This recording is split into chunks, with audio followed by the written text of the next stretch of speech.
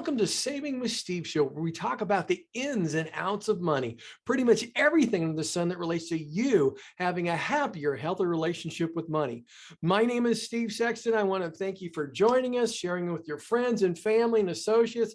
We've expanded the show all across the United States as well as overseas, and our audience just keeps expanding. Last week was Adventure Month. Okay, or I'm sorry, last month was Adventure Month. And you know what? We had Tom Hamill. He is the director of RV at Kuhn Auto.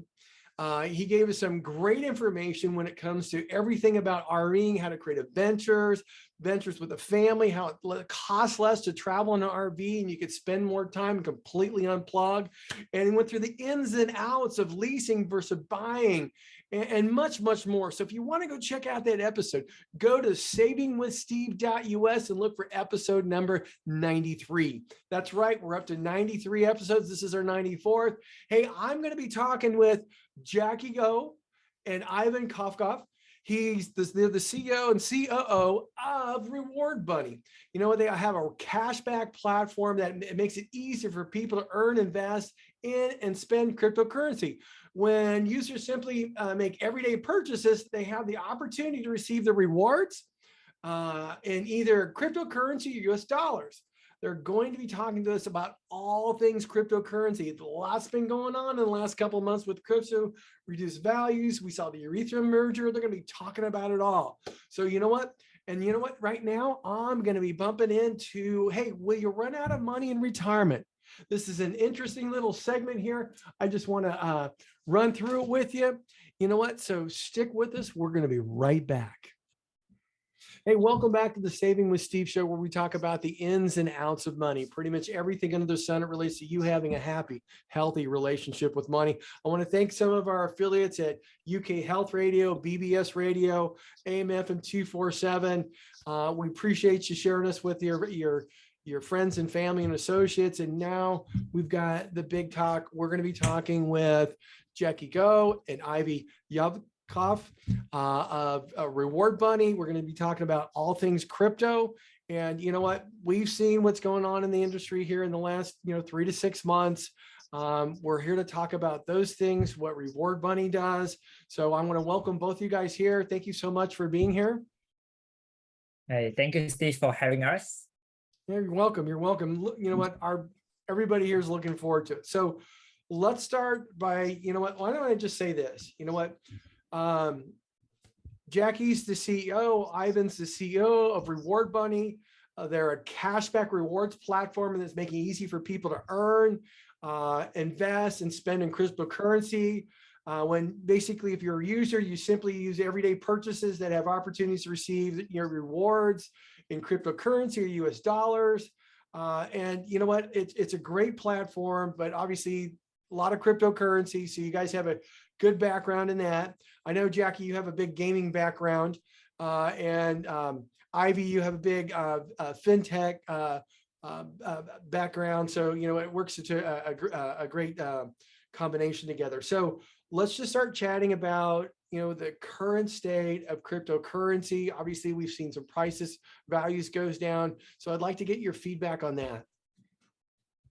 Yeah, I would say this year has been possibly been a crazy ride because it's so volatile. The prices keep swinging up and down everywhere. Yeah, so and we have even seen that there's more regulations coming in, there's more sanctions, and yeah, I would say things are more or less going in a positive way in that sense, that because there is more adoption going right now, because the governments are actually looking at us as a actual industry. So I would say there will be more adoption, more guidelines, more real stuff going on in the coming months and years. Okay, so basically what you're saying is, most countries are looking at cryptocurrency and looking to regulate it one way, shape, or form because of what's occurred. Yes, definitely. Okay, now let's talk about, I'm just going to preface it by saying this. And whether we go back 100 years in the financial markets, you see how financial markets get built up and you see values go really, really high. And then something occurs and then things start compressing. And then you start seeing some of the bad players get taken out of the market, either by their bad management or because of things in games that they were playing. And I'd love for you to comment on that when, you're seeing this, you're seeing billionaires get pulled into some of these things. Obviously somebody's looking for money there, but I'd love to get your feedback on that. Yeah, I mean, that's just basically how people behave, there's always going to be bad players. It's not particularly just because it's cryptocurrency, it's everywhere. That's why we have laws, we have rules, and we try to make the world a better place. But in the cryptocurrency, there are like a lot more bad guys, if I can say that, just because it's still, I mean, it's a double-sided coin, the regulation, just because people don't want it to be regulated, but that means a lot of bad people can actually get away with with stealing money or doing bad stuff. So I'm also like 50-50 on that, just because if crypto gets regulated, it basically loses like half of its value, because the decentralization is basically like the core of cryptocurrencies and blockchains. And if it does, though, a lot of scams, a lot of bad guys, a lot of like viruses and phishing emails and everything like that will be a lot more. So yeah, like I said, I'm 50-50 on that. Okay. I would say crypto blockchain is in the sense that it allows like a public ledger of like what's transaction is going through and everything else, in the sense that with the recent sanctions on the tornado cash thing, there is actually a way to sort of like track all the transactions on who is the bad players and who is the sort of like the good ones. So that is actually a way to sieve out the bad players among the whole crypto industry. And by the way, I hope everybody knows we have Ivy's, he's coming in from Bulgaria, and we have Jacky in here from Singapore. So we're like, this is wonderful. So if you're a part of that country, hey, you know what? They're in your country. Part of that part of the world, you're in your country. So when we start looking at the Ethereum merger, okay, what did that, let's talk us through that. How was it good? How was it bad for the merger? Let's kind of unpack that. Yeah, I would say actually Ethereum Merge is actually one of the most important events in the blockchain history. And in fact, it's happening in the mid of this month. So I would say this will be a very, very exciting month for everyone to see, because this Ethereum Merge actually will help to make Ethereum more scalable and usable. So in fact, Ethereum is actually one of the very first blockchain network to use smart contract, and it changed the whole world. So whatever we see right now is basically running on smart contracts, and there's so much more things to come. So in fact, we could possibly say that Ethereum is the one, or Ethereum, the smart contract, is the one that actually brought billions into the whole crypto space. So I would say we really hope to see more advancements and more mass adoption to occur. So you talked about that. What is it? It's running off what type of smart contracts? Smart contract. So help our listeners understand what a smart contract is. Yeah. So smart contracts allows you to interact with a particular contract. So basically, when you deal with let's say trading or anything, there is no third party involved. Basically, you are just dealing directly with the contract itself. Everything is being already being coded it out, and yeah, you're just doing things seamlessly. It's like you going to a money exchange. You don't have to deal with anyone, and it's automatically being done for you with the pricing, with the exchange rate, with the liquidity. Everything is all sorted out for. Okay. Okay, so I appreciate you explaining that because some of our guests wouldn't understand what a smart contract is. So, or our listeners. Now, what I'd like to do is just take a quick little break, and then let's talk about the, how you guys see cryptocurrency, NFTs, the metaverse, and all that stuff moving forward. And I'd also like to talk a little bit more about Rewards Bunny. Okay, so everybody stick with us. We'll be right back with more Jacky and Ivy here on Saving with Steve. Perfect. Set. Hey, Cameron, we just finished the first segment with Jacky and Ivan. Or Ivy, I'm sorry. And we'll be starting up here in about 10 seconds on the second segment. So here we go. 5, 4, 3, 2, 1. Hey, thanks for joining the Saving with Steve show, where we talk about the ins and outs of money, pretty much everything under the sun that relates to you having a happy, healthy relationship with money. Now, one of the things I just wanted to point out, I want to thank our affiliates like BBS Radio, UK Health Radio, AMF and 247, and all the systems and streaming channels like Google Play, Spotify that are sharing Saving with Steve with the world. I appreciate you sharing it with your friends and family. Hey, if you want to check out some of the episodes, we're up to 94 episodes right now.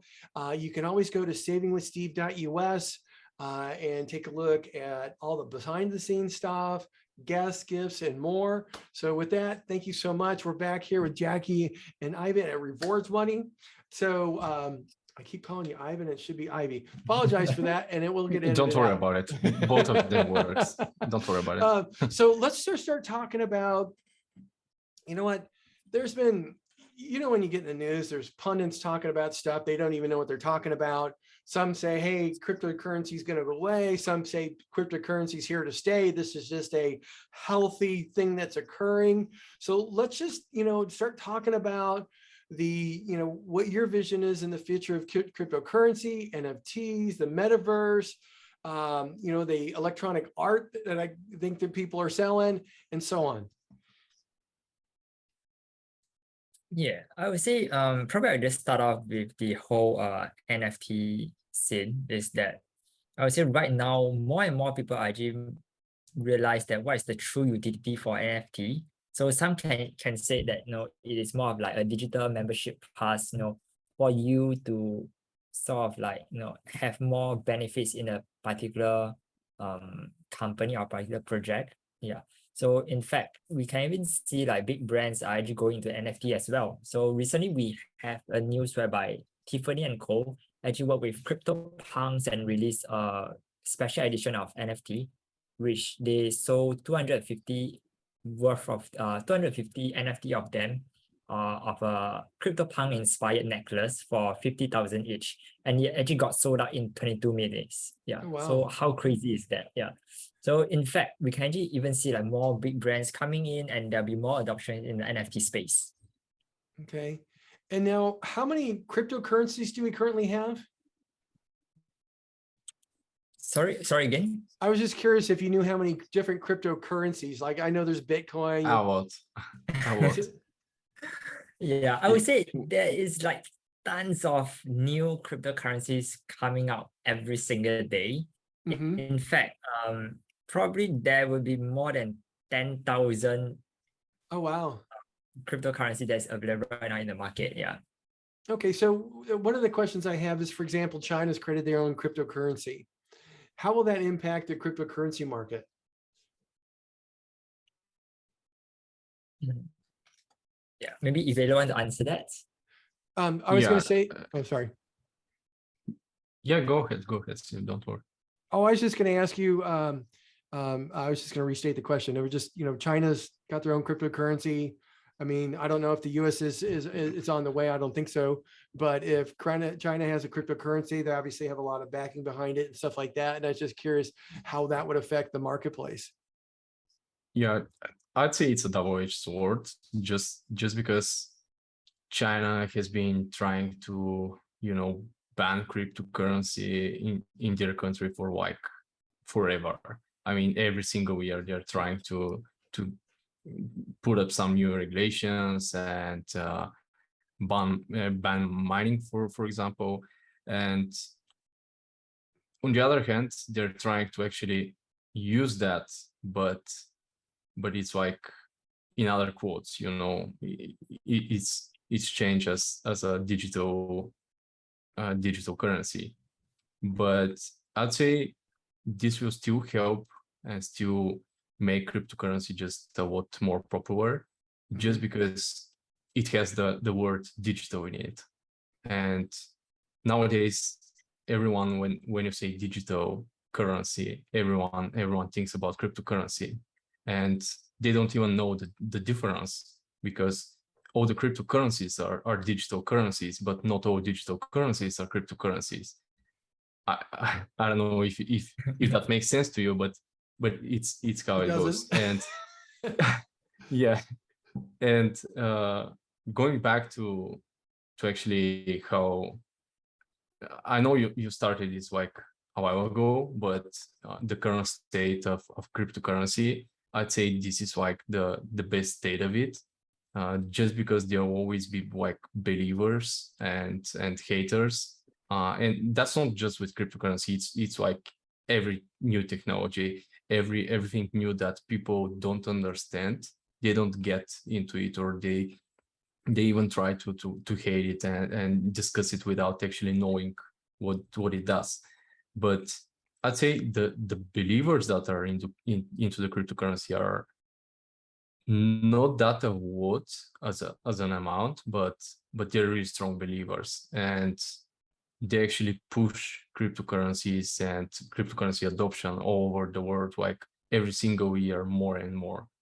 And just like, you know, the internet was some you know, fake news like 20 or 30 years ago, and took now where we are. So I'd say it's just a matter of time, and it just depends on the speed of the adoption of the countries. So really what you're saying is, well, anything new goes through its undulations and its low times and its high times. But right now, you know, it's getting to the point where more and more governments are getting involved. And it's, you know, what's just happened is a healthy thing for it, even though some people had a lot of pain with the loss in value, but it's something that will move forward. So what you're really saying is, if somebody hangs in there, I mean, they might have had Bitcoin at $60,000 and now it's less than 20. And you know what? Hey, if it'll probably keep coming back as long as you're in it for the long haul. Is that pretty much the size of it, or? Yeah, absolutely. I want to just give like a bit of an advice to people who want to invest in cryptocurrency but haven't yet. If you don't understand the technology, if you don't understand what it can do, what it can become even in the future, don't invest in it. I mean, it's just not just about cryptocurrency, but everything. Just don't invest in stuff that you don't know about, just because it's kind of a gambling, you know, if you don't know what you're investing in. And I'd say this is healthy, just because a lot of, when Bitcoin was like $60,000, when all the market was full in green and everything was blowing up, there were a lot of projects that, first of all, were trying to steal money, were trying to scam people. So it was like more dangerous. And second of all, a lot of different projects that are trying to just go with ideas were actually pulling out VC's money, for example. And as soon as the market crashed, they're like, okay, we're just giving up on this project. So I'd say this is a pretty healthy state, just because people that really want to make a difference, that really want to build a solid project and believe in it, will do it. Okay. So what I'd like to do now is just talk to you guys a little bit about Reward Bunny. So, you know what? So I know, you know what, Ivy, you're in Bulgaria, Jacky, you're, you know what, you guys are worlds apart. So how did you guys get connected? Oh, I would say it was a long story. So back in last year, I actually created a crypto community to discuss more about crypto, and especially in the DeFi space. So that's actually how we made some money, we lost some money, and that's how I did get to make Ivaylo as well. So that's how we get started, because we understand that how painful it was for new people to actually come into crypto, how to actually even make money or invest in it. So actually that's how we actually sort of like get started with Rewards Bunny as well. Okay, so let's tell everybody about Reward Bunny. Yeah. So Rewards Bunny is the next gen gateway to crypto rewards and payment. So we help users earn crypto rewards through online shopping, travel, and on-chain activities. So in fact, we actually work with eBay, whereby if let's say a user shop through our platform, we actually receive money back on your eBay purchases. So it really depends on what you shop at. We actually give you up to 50% cashback in your daily purchase. Oh, wow. So where can people go connect with Reward Bunny, start, getting cash back, the whole shot? Yes, so you can just go to rewardsbunny.com to just look at all the 1,000 brands that we work with. So we do have like web apps, we have browser extensions, we also have mobile apps. Yeah, so we have every way to get you connected with us and also with our brands. Yeah, so any purchase that you made from there, you'll be actually entitled to some cashback. That's wonderful. Hey, Ivy, Yeah, Jacky, thank you for being on the show today. We very much appreciate you unpacking the cryptocurrency world, talking to us about the merger, the future of cryptocurrency, as well as, hey, I wish you the world of success with Reward Bunnies. Okay. Thank you so much, Steve. Hey, you guys have a Thank great you very day. much for Stay having safe us, and stay Steve. healthy. Okay. Thank you. All right. You too, Bye-bye. Steve. Bye-bye. Bye. Okay, Cameron, I'm going to be moving into my segment now. And we should be good to go. Let's see, where's the short? Okay, 3, 2, 1. Hey, one of the biggest questions here is this. Will you run out of money in retirement? It's a big question. It can be, it's easy to worry about having enough income to support your retirement lifestyle. These anxieties naturally increase during an economic downturn, periods of inflation. Retirees living on fixed income might feel their budgets tightening and find it harder to pay regular bills. And if you're concerned about outliving your saving, take steps to evaluate your current financial situation, reviewing your habits, priorities, and get some help to make sure you're on track. Many people are concerned about running out of money. Consider these factors. How much you just plays a role. You might anticipate spending less in retirement than you did during your worker years, and your lifestyle may play a role in that. Most people think they will spend about 15 to 20% less, but in reality, end up spending about the same or more. Take some time to look at what you're paying for each month. The expense might include mortgage payments, rent, food, utilities, fuel, insurance, the whole shot. Make sure you know what you're spending. I find a lot of people, before they retire, they have no clue what they're spending. And that's because they got a couple paychecks and more money keeps going into the bank. They keep funding their accounts. But now you don't have that paycheck. You have to create it with the savings you have. And sometimes you're not paying attention, you just keep spending. So it's really important that you set up a dashboard of sorts where you're tracking how much you're spending, how much you're receiving, to make sure you're on track so you don't go through a position where you have to, reduce down to one vehicle, decide, hey, which one you got to sell, downsizing your house, renting out rooms. You don't want to be in those positions. So track what you're spending. And how you withdraw from your retirement accounts really matter. A general rule of financial planning is that if you're in your mid 60s and you want to spend more than that 4%, adjust for inflation annually, it would work really well. But it's important to look at your tax allocation. And what I mean by that is how much you're taking out from your IRA, it's fully taxable. How much you're receiving from Social Security, that is only 85% tax. How much is coming from tax-free or tax advantage things? Because if you're getting $100,000 in income, but only paying tax on 50, you're in a lot better situation taking out $100,000 worth of income and paying tax on $100,000. That will make a big difference. Hey, your Social Security benefit will continue. If you're starting to receive Social Security payments, the income will continue for the rest of your life. And you know what? It's inflation adjusted, so it keeps up with purchasing power. It's going to keep coming whether the market goes up or down. If you haven't started collecting Social Security, look up how much you can expect to get from various ages, whether you're 62, full retirement age, or 70. Okay. It's important that you look at that Social Security in the context of your retirement so you can maximize the income and also your asset. You know what? Work opportunities can make a big difference. You may envision retirement as a chance to stay up from work entirely. However, if you're concerned about running short on money, you could continue working past retirement age. You know what? A graduated retirement is much healthier physically, mentally, financially than a hard stop. You know what? My dad, after the wall came down, he retired at 56. Okay. Hard retire. I mean, it took him a year or two to figure out how to retire because he ended up fixing my sister's house. He ended up, taking trips, learning a bunch of languages, and he was going nuts figuring out what to do.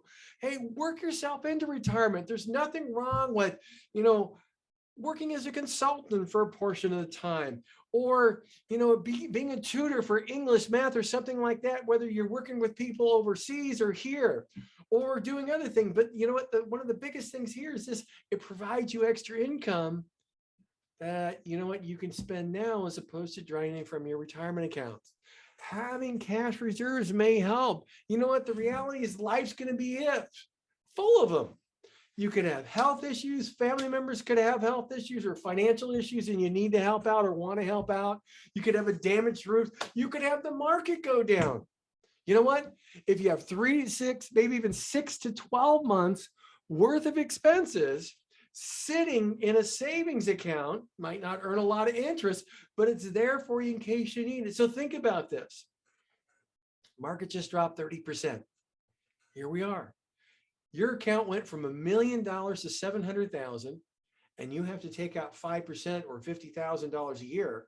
So instead of taking out 5%, you're taking out 8 or 9%.